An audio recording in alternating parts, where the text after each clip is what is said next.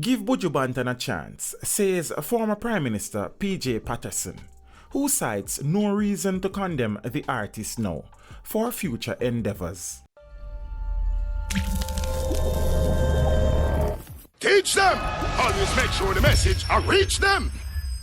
Freed reggae artist Buju Banton has been given a resounding vote of confidence by retired Jamaica Prime Minister Patterson. In a wide-ranging interview, Patterson said that Buju Banton had committed the crime, served the time, and should now be encouraged to prepare for a life afterwards. Buju Banton, whose registered name is Mark Anthony Myrie, returned to Jamaica on December 7th of 2018 after serving almost 7 years and 5 months of a 10 years and 1 month sentence in a Georgia, USA prison for cocaine trafficking. The 45-year-old will be hosting his first major concert on March the 16th, controversially dubbed Long Walk to Freedom, a direct relation to the title of South African great Nelson Mandela autobiography Long Walk to Freedom, published in December of 1994, which highlighted, among other things, Mandela's early life and his 27 years spent in prison on treason charges. Put to Patterson that there existed a school of thought that Buju, as a convict, was being glorified by vast sections of the Jamaican landscape. The former president of the People's National Party chanted dissimilar sentiments. It is not a question of glorification. He was convicted of a crime. He served his time. He wants to pursue his career in music. People found his message both compelling and alluring. As he himself said, it is not an easy road, so he is going through a difficult part of the road, Patterson stated. Buju has paid his penalty. There is no reason to condemn him in advance of anything he would do in future life. Certainly, when one reads all the evidence of the case, it is very clear that he succumbed to an inducement that he should have avoided. I think he himself would recognize that, said Patterson, an eminent attorney at law who many believe did not show his true worth and potential in the courtroom because of the over 40 years that he spent in active Jamaican politics.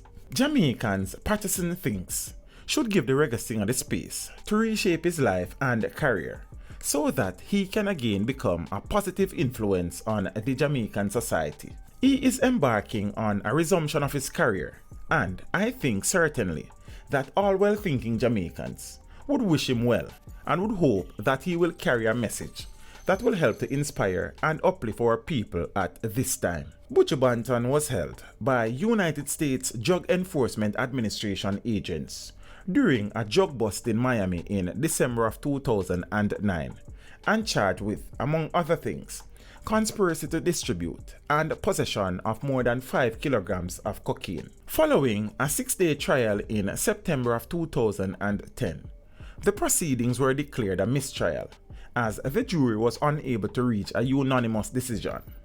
During the retrial, he was found guilty of conspiracy to possess with intent to distribute 5 or more kilos of cocaine, possession of a firearm, and using communication material to assist with a drug trafficking offense. He was freed of the gun possession charge after it was dropped by the prosecution. Buju's return to Jamaica to resume his career has not been smooth sailing for him, as some Jamaicans have objected to the label placed on his March 16 concert, and one cabinet minister, Dr. Christopher Tufton, has suggested that he will not be in the expected sellout crowd at the National Stadium, which now accommodates 28,612. The Gleaner newspaper recently quoted Professor Rupert Lewis, the well-known historian, university lecturer, and an authority on issues relating to national hero Marcus Garvey, as objecting to any comparison of Buju's prison release with that of Mandela when the doors to apartheid slowly began to close. Tufton, the Minister of Health, was reported by the publication as being disappointed in Buju's failure to admit that he was wrong and not pledging to guide the public in a direction that is contrary to drug abuse and drug trafficking. Teach them! Hey yo, hello! Send the message and make it reach them. It's teach them. Right here, Warlord representing.